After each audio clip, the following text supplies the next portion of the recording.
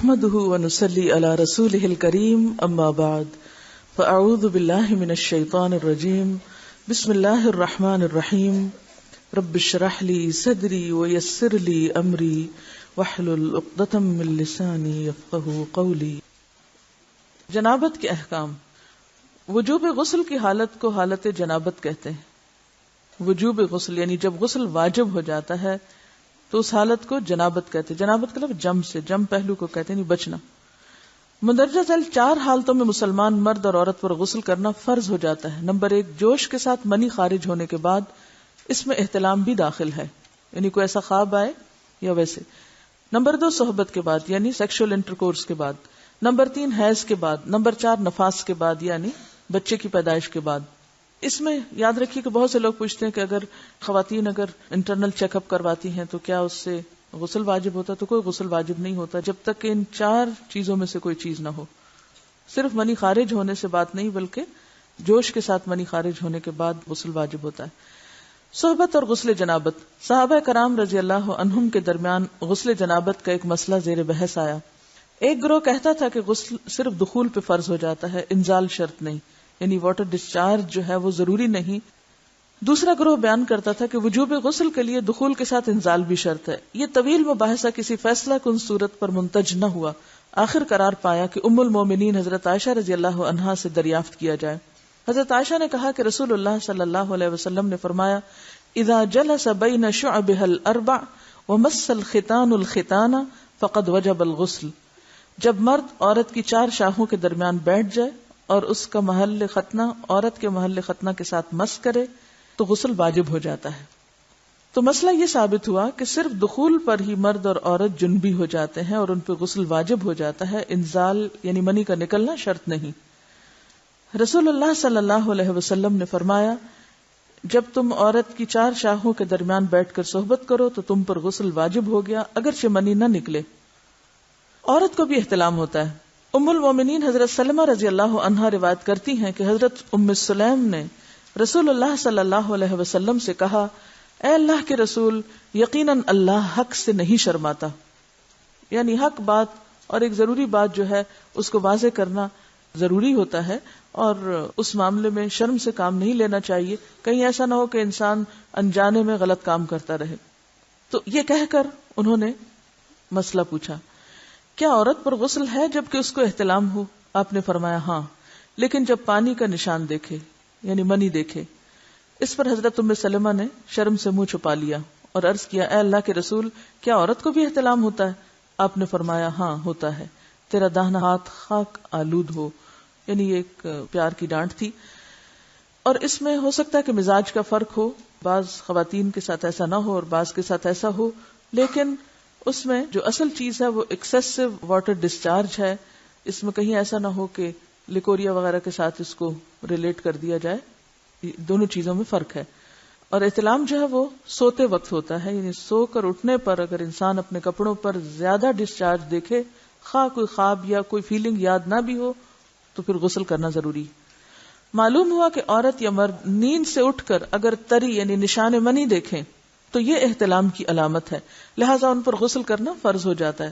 اور اگر احتلام کی کیفیت انہیں یاد ہو لیکن نشان نہ پائیں، یعنی خواب یاد ہے لیکن کوئی سامنے علامت نہیں، تو غسل فرض نہیں ہوگا۔ ایسی صورت میں شک کی ضرورت نہیں ہے کہ نہیں وہ میں نے خواب دیکھا اور مجھے خواب بالکل صحیح یاد ہے تو مجھے نہانا چاہیے، نہیں، محض خواب پر نہیں نہایا جائے گا جب تک کہ فزیکلی کوئی ایسی چیز سامنے دیکھی نہ جائے۔ جنبی کے بالوں کا مسئلہ۔ حضرت ام سلمہ روایت کرتی ہیں کہ میں نے کہا، اے اللہ کے رسول صلی اللہ علیہ وسلم، میں اپنے سر کے بال خوب مضبوط گوندتی ہوں، کیا میں انہیں غسل جنابت کے وقت کھولا کروں؟ آپ نے فرمایا، ان کا کھولنا ضروری نہیں، تیرے لیے یہی کافی ہے کہ 3 لپ پانی اپنے سر پر ڈالے، پھر اپنے سارے بدن پر پانی بہائے، پس تو پاک ہو جائے گی۔ یعنی بالوں کی جڑیں بھیگنا، سکن بھیگنا ضروری ہے، سارے بال کھولنا ضروری نہیں ہے۔ جنبی کے بالوں کا مسئلہ۔ حضرت عائشہ کو خبر ملی کہ حضرت عبداللہ ابن عمرو عورتوں کو غسل جنابت کے لیے بال کھولنے کا حکم دیتے ہیں۔ فرمانے لگی، ابن عمرو پر تعجب ہے، انہوں نے عورتوں کو تکلیف میں ڈال دیا، وہ انہیں سر منڈوانے کا حکم کیوں نہیں دے دیتے؟ یہ حضرت عائشہ کی ڈانٹ تھی، یعنی وہ یہ تو کہہ رہے کہ عورتیں بال کھول کھول کے نہائیں، تو وہ پھر سیدھا یہی کہیں کہ عورتیں بال منڈوا لیں. میں اور رسول اللہ صلی اللہ علیہ وسلم ایک ہی برتن میں غسل کرتے اور میں اپنے بال کھولے بغیر سر پر 3 چلو سے زیادہ پانی نہیں ڈالتی تھی. معلوم ہوا کہ غسل جنابت کے لیے بال کھولنے کی ضرورت نہیں، مگر یہ حکم صرف غسل جنابت کا ہے. غسل حیض کے لیے بالوں کا کھولنا ضروری ہے کیونکہ وہ مہینے میں ایک دفعہ ہے.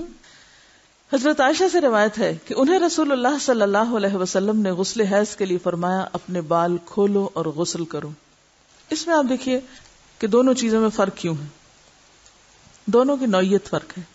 اور حیض جو ہے وہ ایک نجاست کی کیفیت بھی ہے نا، قل هو اذی.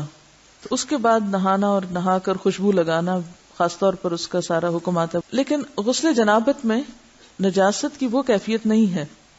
یعنی حیض کا خون اور منی جو ہے ان دونوں کے حکم میں بھی فرق ہے.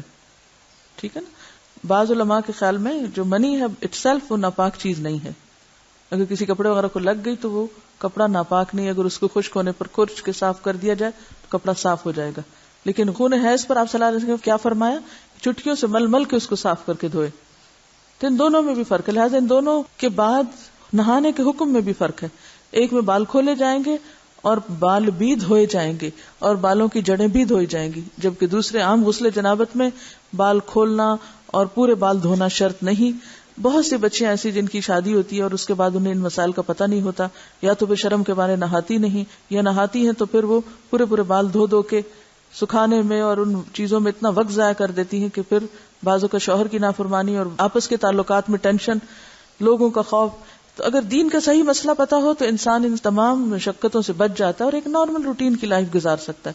اس میں کیا صرف 3 کپ پانی، 3 لپ پانی، یعنی 3 دفعہ کیوں کہ اگر ایک دفعہ ڈالنے سے پوری طرح نہیں بھیگا تو آپ یہ بھی کر سکتے ٹیپ کے آگے سر کر کے تو ساری اسکن جو ہے سر کی اس کو آپ گیلا کر لیں. پیچھے سے بال جو ہیں اگر لمبے ہیں تو ان کو ایک طرف کر دیں تاکہ پورے بال نہ دھونے پڑے، نہ سکھانے پڑے اور نہ خشک کرنے پڑے، اور باقی جسم پہ پانی بہا لیں.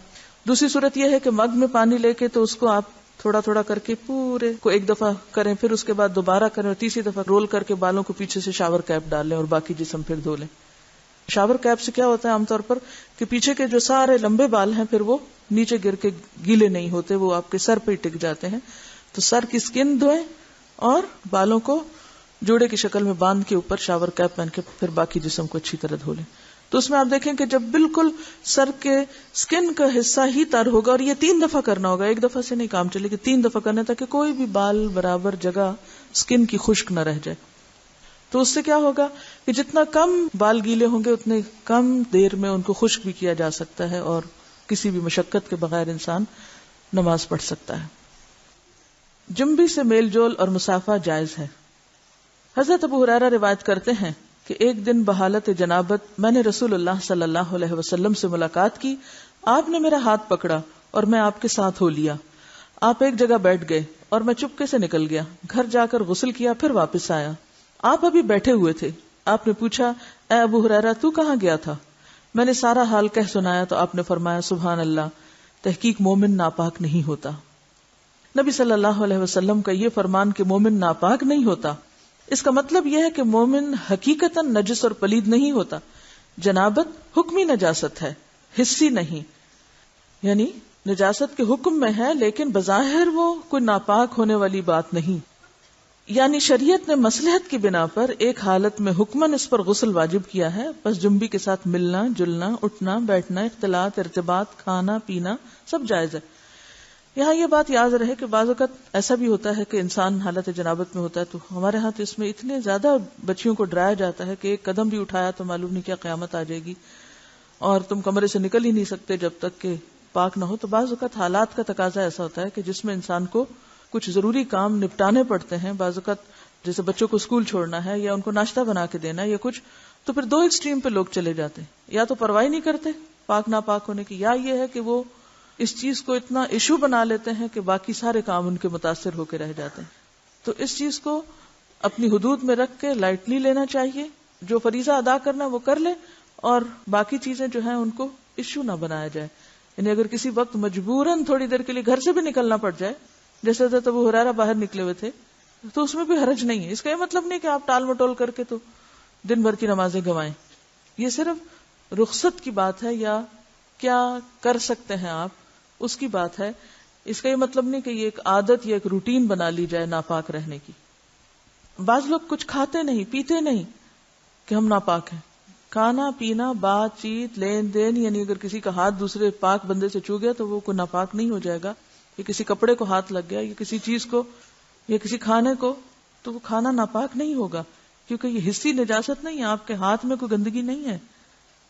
اگر اس حالت میں کبھی آٹا گوندنا پڑ جائے یا کوئی پیڑا یا روٹی بنانی پڑ جائے، اور دیکھیے کہ بعض اوقات بچے چھوٹے ہیں رو رہے ہیں، ان کو کھانا چاہیے، اور آپ کہیں روتے رہیں جو روتے ہیں، میں تو ناپاک ہوں اس لیے میں تو کوئی کام نہیں کر رہی. تو یہ ایک دوسری ایکسٹریم ہوگی، ایسا کرنا درست نہیں. اگر ضرورت کے تحت تھوڑی دیر، گھنٹہ 2 گھنٹہ کسی وجہ سے ڈیلے کرنا پڑے، بعض اوقات ایسا تو پانی نہیں ہوتا، تو ایسی صورت میں کیا کریں گے؟ ایسی صورت میں آپ ویٹ کریں گے. بعض سپلائی کا پانی 1 گھنٹے تک آ رہا ہے، تو اب آپ کوئی کام کاج نہ کریں، اندر مرغی بن کے بیٹھ جائیں کہ میں ناپاک ہوں میں ناپاک ہوں. نہیں، سب کام کریں اپنے، اور جب پانی آ جائے تو نہا لیں. ایسا کرنے میں کوئی گناہ نہیں، کوئی جرم نہیں، کوئی غلطی نہیں.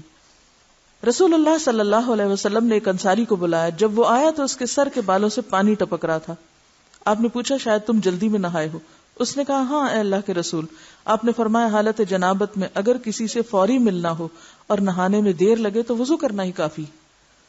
حضرت عمر نے آپ سے پوچھا میں رات کو جنبی ہوتا ہوں تو کیا کروں؟ آپ نے فرمایا کہ تم اپنے ذکر کو دھو ڈالو اور وضو کرو اور سو جاؤ. رسول اللہ صلی اللہ علیہ وسلم جب حالت جنابت میں کھانا یا سونا چاہتے تو نماز کے وضو کی طرح وضو کر لیتے.